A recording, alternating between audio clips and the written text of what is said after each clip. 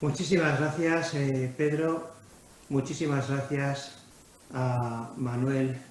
que nos acompaña. Todos los que intervenimos en esta mesa somos notarios y hemos vivido de cerca lo que ha sido, por una parte, el proceso de elaboración de la ley y, por otro, el desarrollo que ha tenido en el curso de este año y que ha culminado en la realización de unas 272.000 actas de información preliminar, como es sabido, totalmente gratuitas. Realmente lo hemos vivido muy en primera línea porque justamente tomamos posesión en este Consejo en el año 2016 a finales, cuando la crisis hipotecaria sucedió a la crisis financiera. Y la realidad era que nos encontrábamos ante una situación que reclamaba de nosotros una respuesta como notarios. Ciertamente, como ha hecho indicación Pedro, se habían producido una serie de sentencias, fundamentalmente la de las cláusulas suelo, en el año 2013, que planteaba una interpretación de la Directiva Comunitaria sobre los derechos de usuarios y consumidores que podríamos considerar como novedosa, pero que finalmente fue aceptada por parte del propio Tribunal de Justicia de la Unión Europea, resaltando un concepto que hasta entonces no había sido desarrollado, que era el de la transparencia material. Hasta ese momento el tema radicaba fundamentalmente en que cuando el banco o la entidad predisponía una serie de condiciones, había que cumplir con unos requisitos formales para su incorporación al contrato. Estos requisitos formales generalmente se cumplieron siempre. Los notarios explicaban efectivamente el contenido de los contratos, a veces complicado y en unos momentos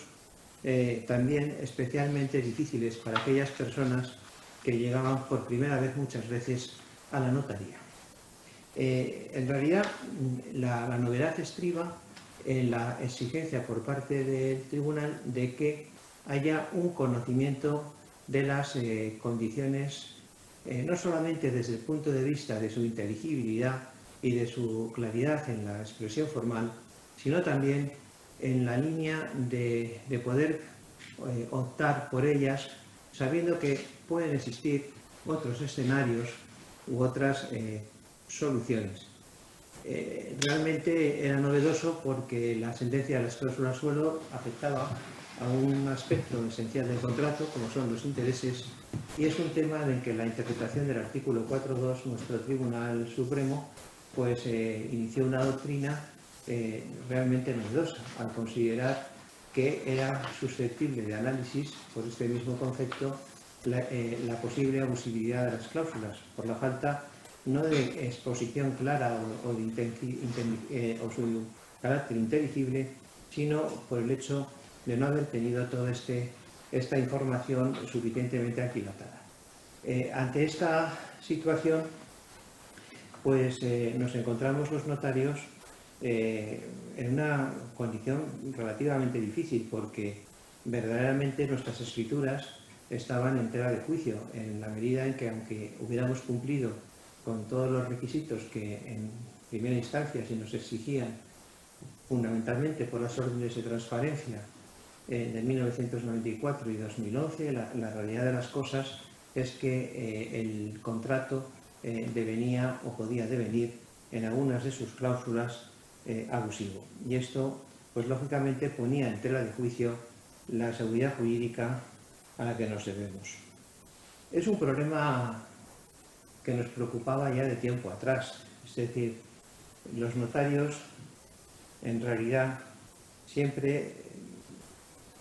tratamos de adaptarnos a las nuevas situaciones que van emergiendo. En unas jornadas de Poblet, allá por los años 70 y tantos, 80, se abordó justamente la temática que ahora nos ocupa, la contratación en serie a través de condiciones generales. La actuación notarial adquiere su pleno sentido, presta sus máximas garantías cuando el contrato tiene unas características muy definidas. Es un contrato entre particulares, más o menos en unas condiciones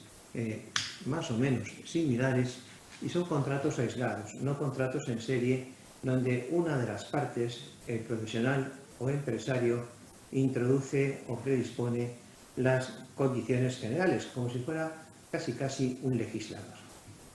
Esta situación preocupó a aquellos notarios, algunos de los cuales ya por mi edad más veterana de la que me gustaría reconocer, conocí, como Luis Figafaura, y no encontraban una solución para tratar de que la actuación notarial desplegara su máxima eficacia en el seno de las condiciones generales de la contratación, o lo que se llamaba entonces contratos en masa o contratos de adhesión. Pensaba Luis Figafaura, que en paz descanse, que realmente en un futuro podríamos encontrar la solución. Y la verdad es que no supimos encontrarla, sino que nos encontramos antes con el problema. Y el problema nos llevó en un momento dado a darnos cuenta que desde un punto de vista estrictamente notarial, lo que había en estos contratos en serie con condiciones generales predispuestas era una necesidad de más función notarial, que existía un déficit. ¿Por qué? Porque, por una parte, al ser un contrato en serie o que se concierta masivamente, lo que importa fundamentalmente desde el punto de vista de la empresa o de la entidad no es tanto el contrato en sí mismo considerado, sino el hecho de que sea un eslabón en una cadena productiva. Es el problema de la contratación. Esto hasta el punto de que todos nuestros estudios sobre lo que era el negocio jurídico, que es una creación más o menos de finales del XVIII, pero desarrollada fundamentalmente en el siglo XIX, en realidad decaía porque nos encontrábamos ante lo que Galgano pudo denominar la objetivación del cambio. Es decir, lo que importaba no era tanto ese contrato, esa interrelación, ese contacto entre las personas, como el hecho en sí de la contratación, que es evidentemente un factor de riqueza. Y así andábamos, firmando contratos con personas que en una serie de casos muy repetidos llegaban a la notaría por primera vez sin conocer ni siquiera al notario, se encontraban con él, tenían problemas a veces para saber quién era el notario que se presentara, sobre todo en aquellos casos en los cuales había venido firmando, no en la notaría, sino en las oficinas o en los locales que a tal efecto se disponían por razones efectivamente de celeridad en el tráfico y todas ellas muy mercantiles, pero al final, desde un punto de vista civil, pues la posición del notario quedaba oscurecida, quedaba borrosa, y su situación para explicar las cosas muy comprometida, porque aunque lo hicieras, la gente, las personas se encuentran nerviosas. Yo he visto como, por ejemplo, pues por debajo de la mesa alguien retorcía un bolígrafo. Claro, tú les estás explicando algo que afecta al futuro y a su vida, pues 20, 30 y 40 años. Y lógicamente, pues no están en el mejor momento para recibir una información y una explicación sobre contenidos que muchas veces son complejos. Yo pienso a menudo en el caso, y lo trato de explicar cuando me encontraba con algún caso, que son bastantes, de aquellos padres, por ejemplo, que tratan de afianzar el préstamo de un hijo. Y cuando le preguntas, oiga, ¿tiene usted más hijos? Dicen, sí, te lo dicen con toda la tranquilidad, pero ¿se ha dado usted cuenta que si fallece esa deuda que usted contrae como fiador, la van a heredar los hermanos? No, en ese momento al hombre o a la persona o a los padres se quedan perplejos y se encuentran con que tienen que decidir sobre la marcha algo que no habían efectivamente previsto. Por tanto, había un déficit efectivamente en lo que era la actuación notarial. Y en este sentido, nosotros, los notarios, siempre hemos defendido, al menos esa ha sido la visión que yo después de 40 años de profesión atesoro, que lo importante es el trato con la persona, el contacto humano con ella, la interlocución. Cada uno tiene sus vivencias, sus necesidades, sus dificultades. Todos tenemos distinta formación. Si a mí me tratan de explicar singularidades tecnológicas, por muy bien que me las explicaran, debo de reconocer que sería incapaz de entenderlas, pero en otras materias como en esta, pues hombre, los notarios podemos y debemos de ayudar al máximo posible para aquellas personas que no son técnicos, que no son financieros o que no son economistas. Algunos hay, pero hay otros que no lo son, una buena parte, y que requieren efectivamente ese complemento. Y esta es la idea que hay detrás, que se esconde detrás del acta, es decir, recuperar la idea del contrato, que no es otra que la del contacto. Y a partir de ahí es como se va construyendo este pensamiento que nace precisamente de una propuesta que realiza este mismo consejo, que me tocó a mí el honor de formular, porque este acta de información preliminar y con carácter gratuito no fue una imposición que se realizara en el notariado, sino que fue una propuesta que realizamos nosotros para tratar de dar una solución notarial, lo más notarial posible, a un problema sin costo para el ciudadano. Y creo que estas actas constituyen un avance también porque realzan la idea de contrato, de la libertad contractual, que no puede ser más que la nacida de la comprensión. No basta con entender, hay que comprender. Son dos verbos que tendemos a asimilar, pero que tienen un matiz diferencial singularmente importante. Y para llevar, y además esa comprensión es lo que también permite que haya una identificación de la persona, del consumidor, con el contrato que suscribe, porque no es simplemente el paso de las orcas caudinas para obtener un resultado, para obtener un crédito, sino que es algo que uno asume, y asume además como persona, no como meramente un instrumento en una cadena de producción. Por tanto, el acta tiene un profundo sentido desde el punto de vista notarial, pero sería poco importante si al final todo dependiera de la visión notarial, porque nosotros, al fin y al cabo, somos lo que somos. Somos una institución que forma parte del ámbito de la sociedad, pero que no se explica por sí misma, sino solamente en la medida en que prestemos un servicio que resulte útil a todos nuestros conciudadanos. Y creemos que este acta efectivamente está en esa dirección, que permite que la función notarial se preste con la intensidad que antes, por las circunstancias, no podíamos llevar adelante. Es decir, que en este sentido creemos que el acta es una institución, una figura que, a pesar de su carácter original en el ámbito comparado y de su novedad,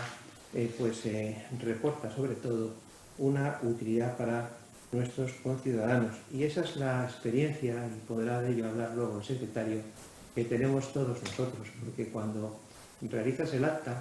que no es una cuestión que puedas tramitar en 4 o 5 minutos, que no responde a un formulario ni que tiene un carácter típico donde firme usted y esto no, es al contrario, es una interlocución a solas, sin la influencia de terceros, y la realidad de las cosas es que, al menos esa es mi experiencia personal y la que me transmiten mis compañeros, es que por lo general las personas salen muy contentas. Es verdad que genera una molestia hasta cierto punto, por cuanto implica ir 2 veces a la notaría, Pero yo ya en la época de la tramitación parlamentaria, siempre en este caso, recurría a un tópico que creo que, sin embargo, no por tópico deja de ser cierto, y es que ninguno, cuando tenemos una operación médica, nos negamos al preoperatorio. Y en este tema concreto, el préstamo hipotecario que vamos a firmar, la compraventa de nuestra casa, es un acto que desde el punto de vista civil es soberanamente importante. Al final, detrás del acta, y aquí tenemos un catedrático de civil, aunque la distinción entre lo civil y lo mercantil, pues al final a veces se confunde. Sin embargo, en la realidad de las cosas, es un acto de civilización del préstamo hipotecario. El préstamo hipotecario se ha vendido como mercantil desde una sentencia se me viene a la memoria, del año 44, creo que del 9 de mayo, para evitar que fuera considerado el supuesto como usurario. Y la realidad de las cosas es que es un contrato en el que la persona que realmente lo arriesga todo y lo compromete no es un comerciante, es una persona que no se dedica al comercio o no se dedica a ese comercio y que se está jugando su futuro. Por tanto, creo que este acta ha sido un paso muy, muy importante. El ámbito del acta, pues es interesante, no sé si extenderme en él. Básicamente supone también algo que es novedoso, que es la posibilidad de que el notario, que hasta ahora eso no lo podíamos hacer, verifique de alguna manera el cumplimiento por el banco o por la entidad de los compromisos, de las obligaciones que impone la ley en materia de información precontractual. Esto es una garantía fundamental. Entre ellas, la libre elección del notario, que no es una cuestión menor. Y la libre elección del notario, efectivamente, desde que existe este acta, se ha incrementado notablemente. Y esto pues, también permite, de alguna manera, pues, que las personas puedan acudir a aquel notario que sea de su confianza y evita también pues, la aparición de algunos excesos que, lógicamente, siempre se producen cuando hay una tendencia a considerar que, porque siempre se recomienda el mismo notario por parte de la entidad de que se trate, de que el notario es un notario del banco, cosa que no es verdad, o que en general no es así, pero que conduce a una confusión que no es, desde luego, buena desde el punto de vista de la imparcialidad que en todo momento debe presidir la actuación notarial. Y es que la mujer del César no solo debe ser honrada, sino también aparentar. Y en lo que respecta a ese ámbito, no solamente hay la verificación por parte del banco, sino también lo más importante, y es la posibilidad de explicar los contenidos de la información preliminar con tranquilidad y responder a las dudas que tienen los particulares, porque a veces ante el banco pues la persona recibe la información. Tengo que decir que en general creo que el acta ha permitido que esa información que dan los bancos se realice de manera mejor, es decir, que en este sentido se ha producido un mejoramiento. Y por otro lado, pero la persona no siempre pregunta ante al que tiene delante, ante el banco, una cuestión que se guarda para sí pues por razones diversas, entre otras incluso hasta una cierta vergüenza. Cuando está a solas con el notario sí que plantea estas cuestiones y puede plantear el problema de qué pasa con esta fianza, cómo puedo resolver esta situación de cara a mis hijos para que no les perjudique el día de mañana, lo cual conduce evidentemente pues a hablar con esta persona, a sugerirle un testamento y soluciones que nunca son perfectas, pero que sin embargo no dejan de existir y que pueden disminuir la importancia del problema. Y también el notario tiene ahí otra actuación, que es fundamentalmente el que la persona te conozca, hable contigo, no tenga la presión que recibe en el momento de la firma pues con agentes de la propiedad inmobiliaria que pues hombre, han hecho la mediación y quieren cobrar su comisión, con los representantes del banco, ni se produzca tampoco las modificaciones de última hora que tantas veces acontecen o acontecían en el momento de la firma y que la dilataban y que además conducían a que unas condiciones que inicialmente se habían pactado muchas veces se tuvieran que reconsiderar situaciones que desde luego el acta evita por completo. Por tanto, yo creo que el acta para nosotros constituye una gran oportunidad de ejercer mejor nuestra función, de prestarla a los ciudadanos de forma que sea lo más útil posible y verdaderamente es el camino que debemos de seguir. No es nada nuevo. Los notarios al final siempre hemos estado en el ámbito de la información preliminar o bien, por decirlo de otra manera, en lo que es la gestación o la formación del negocio jurídico. El maestro José Castán, cuando abordó el tema de la función notarial, distinguía tres facetas: la función directiva, que era la de asesoramiento y consejo, y que se realiza en el acta la de asesoramiento en cuanto al contenido de lo que es el préstamo y asesoramiento estrictamente jurídico, desde luego no financiero, pero que también permite, al hilo de ello, pues que puedas prestar con